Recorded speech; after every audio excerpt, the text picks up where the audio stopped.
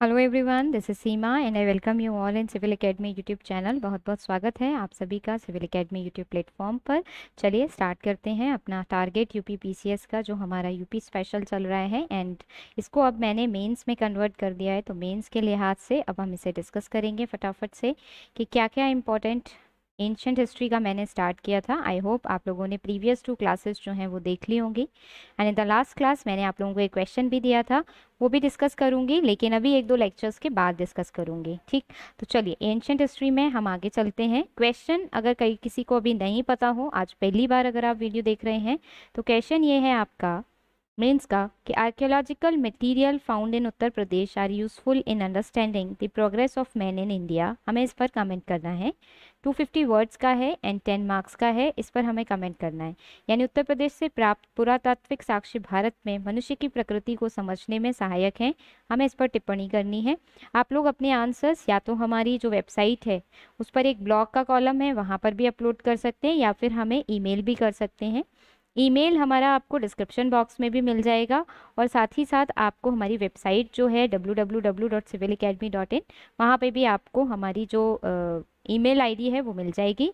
आप उस पर आसानी से हमारे क्वेश्चन जो हैं इनको आप कर सकते हैं, या फिर फेसबुक जो हमारा पेज है उस पर भी आप पोस्ट कर सकते हैं, कैसे भी आप कर सकते हैं। ठीक है, चलिए स्टार्ट करते हैं। आज हमें बेसिकली डिस्कस करना है महाजनपद पीरियड में यूपी का क्या कंट्रीब्यूशन रहा, या during the Mahajanapada period of ancient history Uttar Pradesh की हमें हमें क्या स्थिति देखने को मिलती है, उसके बारे में आज हमें चर्चा करनी है। जैसे जैसे हमारी एंशियंट हिस्ट्री आगे बढ़ी है, जैसे सबसे पहले स्टोन एज आया है, देन इंडस वैली सिविलाइजेशन आया है, देन वैदिक पीरियड, देन लेटर वैदिक पीरियड, अनलेटर वैदिक पीरियड के बाद आपका स्टार्ट हो जाता है महाजनपद पीरियड। तो हम उसके बारे में एक एक करके डिस्कस करेंगे। ठीक, चलिए सबसे पहले आते हैं महाजनपद पीरियड। क्या कह रहा है महाजनपद पीरियड? तो अगर हम वैदिक पीरियड की बात करते हैं, तो वैदिक पीरियड के बाद से जो पॉलिटी है और रूल ऑफ महाजनपद है वो पूरे आर्यव्रत में, ऑल ऑफ द आर्यव्रत जो इलाका रहा जहाँ पे आर्य आके बसे थे वहाँ पे फैलना शुरू हो जाता है। इसका एविडेंस हमें कहाँ से मिलता है? तो इसके एविडेंस हमें मिलते हैं, एक तो बुद्धिस्ट किताब है, आप प्री के लिहाज से ध्यान रखेंगे, बुद्ध धर्म की एक किताब है अंगुत्तर निकाय, इससे हमें मिलता है। और दूसरा एविडेंस हमें मिलता है जैन धर्म की एक किताब है, या जैनिज्म की एक बुक है भगवती सूत्रा। ये दोनों ही किताबें जो हैं वो बताती हैं कि 16 महाजनपद में जो पूरा आर्यव्रत था वो आपका डिवाइड हो गया था, यानी 16 महाजनपद में ये पूरा जो आर्यव्रत था वो डिवाइड हो जाता है। कहाँ से हमें पता चलता है? तो हमें अंगुत्तर निकाय और भगवती सूत्र जो 2 किताबें हैं बुद्धिज्म एंड जैनिज्म की, उनसे हमें ये बात पता चलती है। एंड इम्पॉर्टेंट बात यहाँ पर यह है कि इन 16 महाजनपद में से आधे यानी 8 जो महाजनपद हैं वो आज के उत्तर प्रदेश में ही सिचुएटेड थे।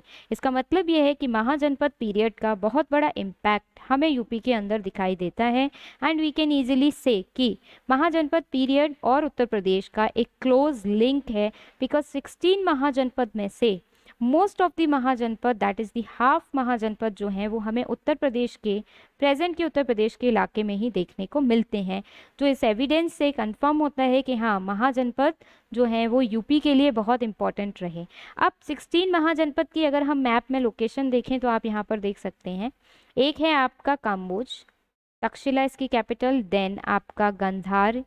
बेसिकली अगर हम बात करें तो पूरे इंडिया को इन्होंने डिवाइड किया हुआ था, एक तो प्राच्य पथ, पथ थे बेसिकली ये, ईस्टर्न साइड को बोला था प्राच्य पथ, मध्य वाले को बोला था मध्य देश, और बीच में हो गया मध्य देश, देन उत्तर वाले को बोला था उत्तरापथ, वेस्ट वाले को बोला था प्रत्यच्य, और साउथ वाले को बोला था दक्षिणापथ। तो पहले जो थे पूरा भारत, जिसमें आपका पाकिस्तान भी शामिल था, अफगानिस्तान पाकिस्तान का भी इलाका उसमें ही शामिल था, तो वो आपका किस में डिवाइडेड था? तो 5 पथ में डिवाइडेड था, प्राच्य पथ, देन मध्य देश, देन उत्तरापथ, देन प्रत्यच्य पथ, देन उसके बाद दक्षिणापथ। तो ऐसे डिवाइडेड था। लेटर हम क्या देखते हैं कि ये 16 महाजनपद में टूट जाता है, जिसमें से आपके 8 महाजनपद जैसे कुरु, पांचाल, देन उसके बाद कौशल, कुरु, पांचाल, कौशल, वत्स, ये सब, छेदी, छेदी का थोड़ा सा इलाका, काशी, देन मल्ल, ये सब आपके कहाँ पर पड़ रहे हैं, ये सारे के सारे आपको उत्तर प्रदेश के अंदर ही देखने को मिलते हैं। कुरु, कुरु भी अगेन, कुरु जो महाजनपद है वो भी आपका पड़ता है यूपी के अंदर। तो यूपी में 8 महाजनपद मेनली पड़ रहे हैं जिनके नाम इस तरीके से हैं। सबसे पहले मल्ल और उसकी कैपिटल है Kushinara, and it is Kushinara is आपकी बहुत क्लोजली लिंक्ड है विद द बुद्धिज्म, बुद्ध से भी आपकी बहुत अच्छे से रिलेटेड है आपकी कुशीनारा कैपिटल। देखेंगे हम इसको कि कैसे बुद्धिज्म और यूपी रिलेटेड है, इस बात पर जब हम डिस्कस करेंगे तब आपको इसके बारे में बताएंगे। देन आता है काशी, आज का बनारस तब का काशी, तो अभी भी काशी उसे बोलते हैं, बहुत फेमस। एंड कौशल, श्रावस्ती, श्रावस्ती का इलाका। वत्स, कौशाम्बी, कौशाम्बी डिस्ट्रिक्ट भी है आपका यूपी के अंदर। देन श्रावस्ती, अयोध्या जिसे हम कहते हैं, ये भी यूपी का डिस्ट्रिक्ट है आज। देन छेदी, छेदी का जो इलाका है उसमें भी आपकी थी शुक्तिमती, शुक्तिमती, सूरसेन, मथुरा। देन कुरु, इंद्रप्रस्थ, कुरु की कैपिटल थी इंद्रप्रस्थ। हस्तिनापुर का जो इलाका, पांचाल जो था उसकी 2 राजधानियां थी, एक नॉर्थ पांचाल की थी अहिशत्र और साउथ पांचाल की थी काम्पिल्य। और काम्पिल्य मैंने आपको बताया था, कमेंट सेक्शन में बताइए कि काम्पिल्य क्या है। चलिए, महाजनपद पीरियड कैसे यूपी का रिलेटेड या कैसे यूपी से रिलेटेड था उसको देखते हैं। तो जो कौशल है, आज का अयोध्या, श्रावस्ती, बस्ती, लखनऊ रीजन, ये तब का कौशल हुआ करता था। देन काशी, कुरु, पांचाल, सूरसेन आज के मथुरा रीजन में पड़ते थे। वत्स आज का प्रयागराज, मल्ल आज का कुशीनगर एरिया, छेदी आज का बुंदेलखंड का इलाका, और यूपी की बॉर्डर भी नीचे की तरफ का अगर आप इलाका देखेंगे, सोनभद्र का इलाका, ललितपुर का इलाका, झांसी, ये सारे जो आपके इलाके, महोबा, ये सारे जो आपके यूपी के इलाके हैं ये बुंदेलखंड के रीजन में पड़ते हैं और ये तब के महाजनपद छेदी के अंदर आते थे। पांचाल जनपद जो है वो आपका कहाँ से कहाँ तक था, तो ईस्ट ऑफ गंगा यमुना दोआब, गंगा नदी मेजॉरिटी में यूपी के अंदर बह रही है, यमुना रिवर यूपी में बह रही है, बॉर्डर भी लगाती है उत्तर प्रदेश के, आगरा मथुरा के जो इलाके हैं वो यमुना के बॉर्डर पर हैं। तो गंगा यमुना का जो दोआब है वो पांचाल का इलाका हुआ करता था, और आज का रुहिलखंड का जो इलाका है ये तब का पांचाल हुआ करता था। तो रुहिलखंड का थोड़ा इलाका आज भी हमारे यूपी में आता है। ठीक, पहले तो यूपी और उत्तराखंड एक ही हुआ करता था, तब तो पूरी तरीके से आता था, लेकिन आज भी थोड़ा सा इलाका आता है। अब बात करते हैं कि जो महाजनपद पीरियड था उनमें रिपब्लिक सिस्टम भी था। महाजनपद पीरियड में हमें एक बहुत इंपॉर्टेंट चीज़ है, रिपब्लिक सिस्टम देखने को मिल रहा है, यानी गणतंत्र सिस्टम देखने को हमें मिलता है। आज की प्रेजेंट डे में अगर हम देखें तो हमें रिपब्लिक सिस्टम देखने को मिलता है। India is a republic. आपने अपने प्रियम्बल में ये चीज़ देखी होगी कि इंडिया एक रिपब्लिक जो देश है वो है। रिपब्लिक का मतलब ये है कि कोई भी व्यक्ति हाईएस्ट पोस्ट पर बैठ सकता है। इट इज़ नॉट हेरिडिटरी और इट इज़ नॉट, आप कह सकते हैं, जेनेटिक नहीं है, वंशानुगत नहीं है, उस पर कोई भी व्यक्ति, एनीवन फ्रॉम द भीड़ में से कोई भी व्यक्ति बन सकता है, आपका राजा बन सकता है। यानी रिपब्लिक था उस समय, वो ये बता रहा है कि इंडिया अब रिपब्लिक नहीं हुआ है, India was republic since time immemorial, since Mahajanapada period India was the republic. तो अभी हमने बस उसको दोबारा से अडॉप्ट किया है, बिकॉज ब्रिटिशर्स हमारे यहाँ जो इतने समय तक रहे उन्होंने हमारा रिपब्लिक जो कैरेक्टर था वो छीन लिया था, हमारी जो पॉलिटी की स्पेशलिटी थी रिपब्लिक उसको हमसे छीन लिया था, जो हमें बहुत पहले कभी मिला करती थी। रिपब्लिक स्टेट्स की अगर हम बात करें तो लगभग आपके 6 या 7 रिपब्लिक स्टेट्स हैं, और उनकी करंट लोकेशन भी हमें ये बताती है कि यूपी के अंदर सबसे ज़्यादा रिपब्लिक हमें देखने को मिलते थे।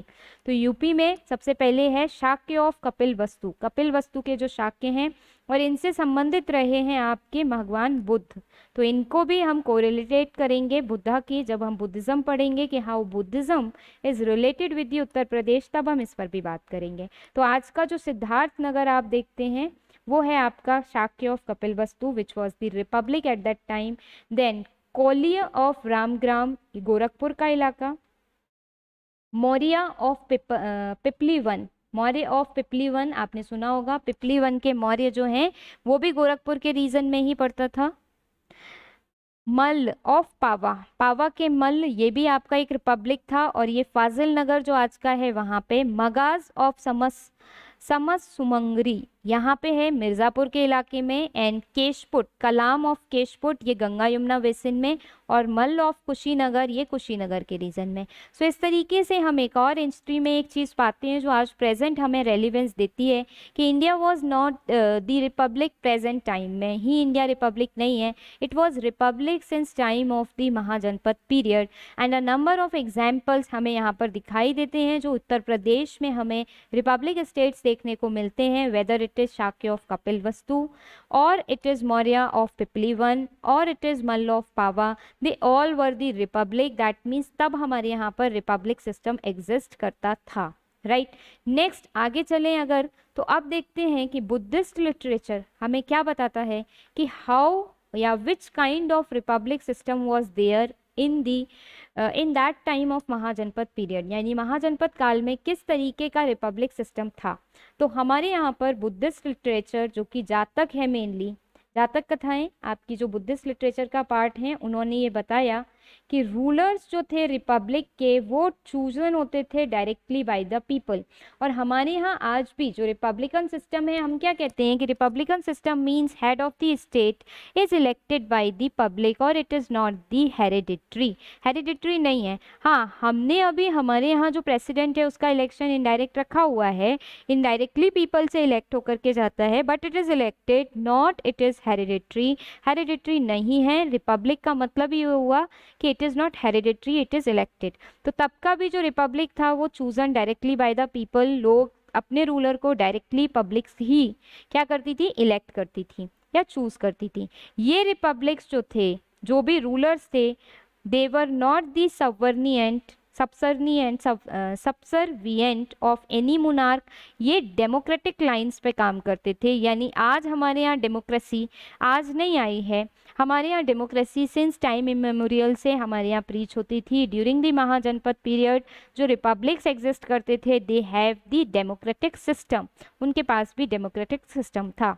The rulers was not despot but ruled like a servant of people. जैसा आज भी कहा जाता है, हमारे जो प्रधानमंत्री मोदी जी हैं वो कहते हैं कि I am the servant of people, मैं पब्लिक का सिर्फ एक सर्वेंट हूँ। तो उस समय पर भी जो रूलर हुआ करते थे, they were just like the servant of the people, यही फीलिंग उनके अंदर रहती थी। डेमोक्रेटिक लाइन पे काम करते थे, रिपब्लिकन सिस्टम था। अनएनिमसली इलेक्टेड जो रिप्रेजेंटेटिव्स होते थे, ये प्री के लिहाज से याद रखिएगा कि उन्हें क्या कहते थे, दे वर कॉल्ड एज महासम्मता। महासम्मता कौन थे, तो अनएनिमसली इलेक्टेड रिप्रेजेंटेटिव थे। आज के एमएलए मान सकते हैं आप, या आज के एमपीज मान सकते हैं, आज के मेंबर ऑफ पार्लियामेंट, तब के क्या कहे जाते थे, तो महासम्मता कहे जाते थे।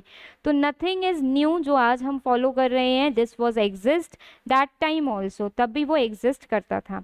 नेक्स्ट आते हैं organisations elected by the people. जो ऑर्गेनाइजेशन इलेक्टेड होते थे लोगों के द्वारा, उन्हें हम परिषद कहते थे। जैसे कि आज लोकसभा एंड राज्यसभा है, तब के समय में परिषद हुआ करती थी। वो ऑर्गेनाइजेशन, वो सदन है, वो हाउस है जिसमें इलेक्टेड रिप्रेजेंटेटिव्स बैठते हैं।